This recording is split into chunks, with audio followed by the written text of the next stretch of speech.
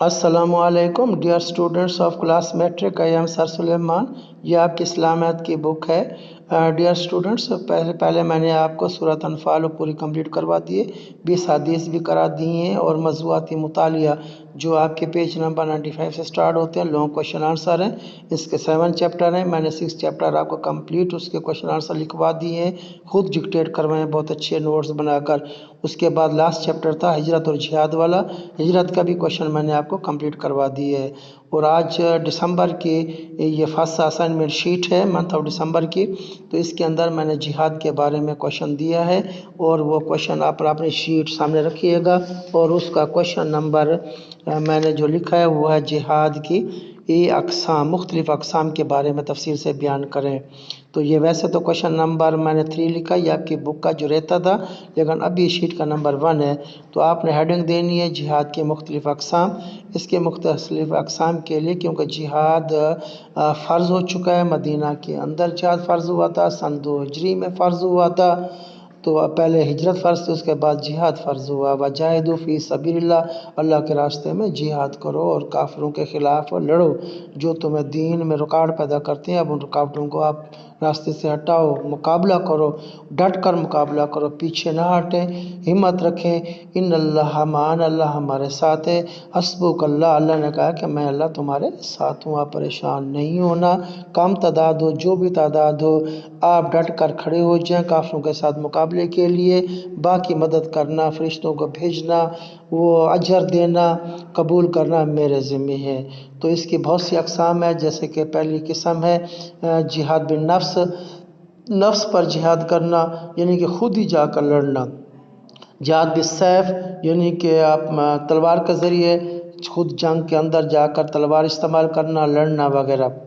सैफ के मानी तलवार है। जिहाद बिल माल, माल के ज़रिए जिहाद, माल देकर भी हम जिहाद में जाने वाले मुजाहिदीन की खिदमत कर सकते हैं, सामान दिला सकते हैं, अद्विया दिला सकते हैं और नकदी भी दे सकते हैं। तो उसके बाद है जिहाद बिल कलम, यानी कि कलम के ज़ोर पर हम अपने लिखते जाएंगे ताकि आने वाली नस्लें उसको पढ़ें और गुनाहों से बचें और अल्लाह की तरफ रुजू करें। उसके बाद है जिहाद बिल लिसान, ज़बान के ज़रिए जिहाद, यानी कि ज़बान का जिहाद वो होता है कि हम लोगों को तकरीर करके, वाज़ और नसीहत करके लोगों को अच्छे रास्ते पर लाएं और बुराइयों से रोकें। बुराइयों से रोकना भी एक बहुत बड़ा जिहाद है। जो जिहाद बिन नफ्स था, ये जिहाद अकबर कहलाता है। इसमें अपनी ख्वाहिशात पर काबू पाना है।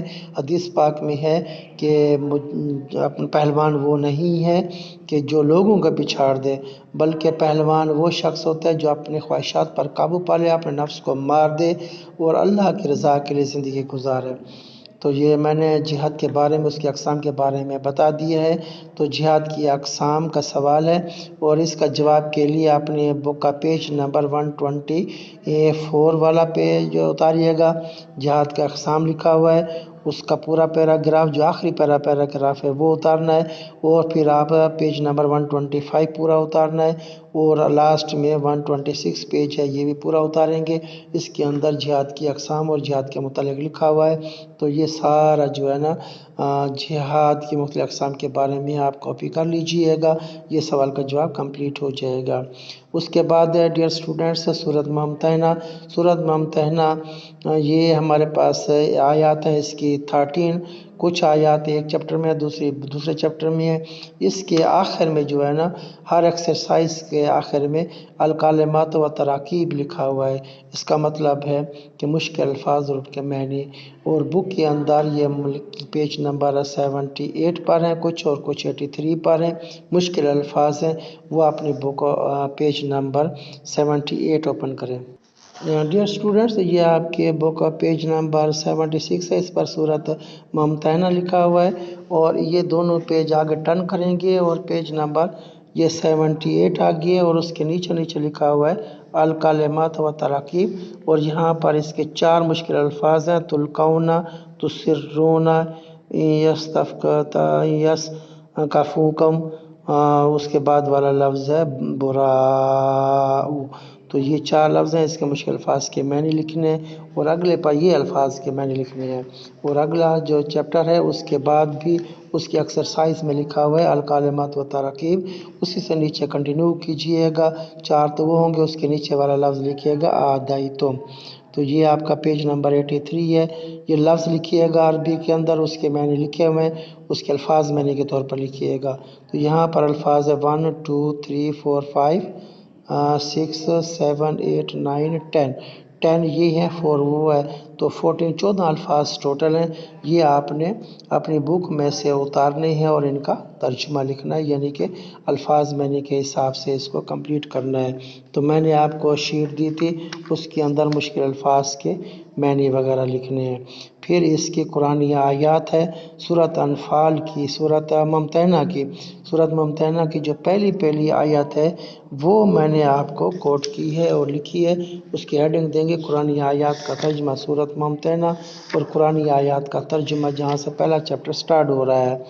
ویسے ممتحنہ کا میں آپ کو مفہوم اور شان نزول بتا دوں کہ ایک جب نبی کریم صلی اللہ علیہ وسلم مدینہ منورہ میں تشریف لے گئے تھے تو مکہ سے ایک عورت آئی تھی محمد صلی اللہ علیہ وسلم سے مدد کے لیے، تو کہ میری مدد کرے، میرے حالات صحیح نہیں، تو آپ صلی اللہ علیہ وسلم نے ان کو جو بھی کر سکتے تھے ان کی مدد کر دی۔ تو ایک صحابی تھے حضرت حاتب جو ایک بدری صحابی ہیں، انہوں نے ان صحابی نے اپنی ایک پرچی میں رکا لے کر بھیجا مکہ والوں کو، کیونکہ مکہ کے اندر حضرت حاتب کی فیملی رہتی تھی۔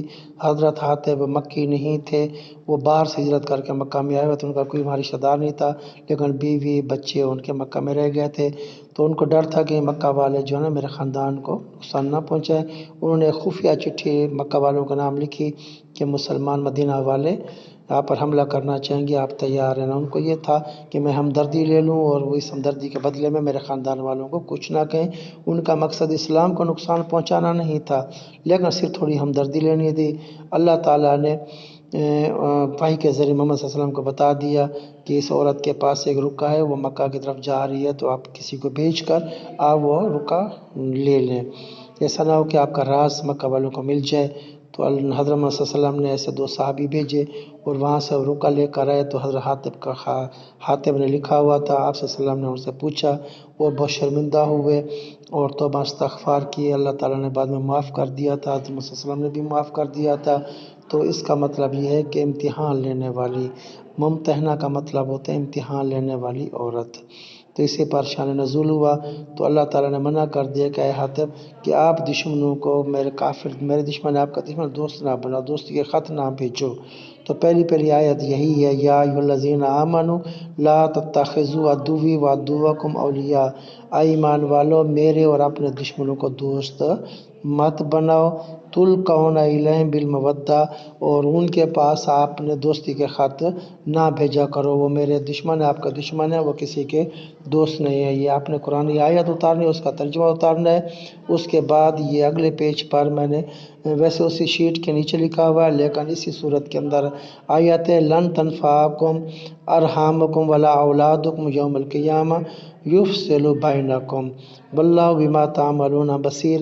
اللہ تعالیٰ نے اسی صورت ممتحنہ کے اندر ارشاد فرمایا لن تنفعکم، ہرگز تمہیں نفع نہیں دیں گے، ارحامکم تمہارے رشتہ دار، ولا اولادکم اور تمہاری اولاد، یوم القیامہ قیامت کے دن۔ تو کیوں اپنی اولاد رشتہ داروں کی خاطر اسلام کا راز بتا رہے ہو؟ مطلب یہ تھا کہ آپ کو قیامت والے دن وہ فائدہ نہیں دیں گے، بلکہ محمد صلی اللہ علیہ وسلم کی اتباع آپ کو فائدہ دے گی، دین کے ساتھ قربانی فائدہ دے گی، آپ دین سے غداری نہ کریں، اللہ اور اس کے رسول کے حکم پر چلیں۔ یہ شیٹ میں نے اس کے اندر 2 سورۃ ممتحنہ کی آیات اور ترجمہ لکھ کر دیا، آپ یہ بھی کاپی کر لیجئے گا، اور جہاد والے چیپٹر کا سوال وہ بھی میں نے پہلے مارک کرا دیا، وہ بھی آپ کاپی کر لیجئے گا، کچھ مشکل الفاظ کے میں نے وہ بھی اتار لیجئے گا، کاپی کر لیجئے گا۔ اپنا خیال رکھیے گا، اللہ حافظ۔